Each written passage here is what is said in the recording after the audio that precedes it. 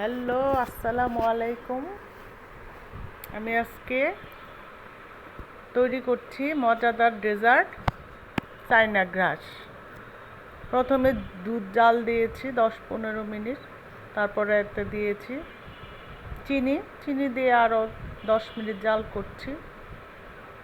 তারপর এতে দিয়ে দিচ্ছি চায়না গ্রাস।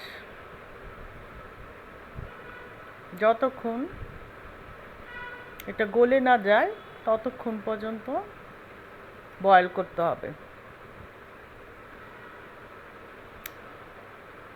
মিনিট 10 বয়েল করে তারপরে তৈরি করে ফেললাম মজাদার চায়না গ্রাস।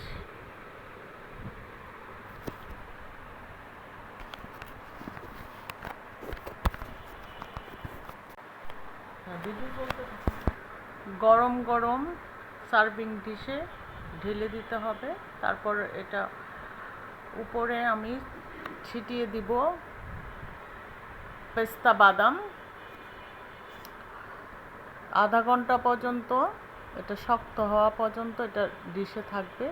তারপরে আধা ঘন্টা পরে এটা খাওয়ার উপযোগী হয়ে যাবে। খুবই মজাদার ডেজার্ট, আপনারা বানিয়ে ট্রাই করতে পারেন।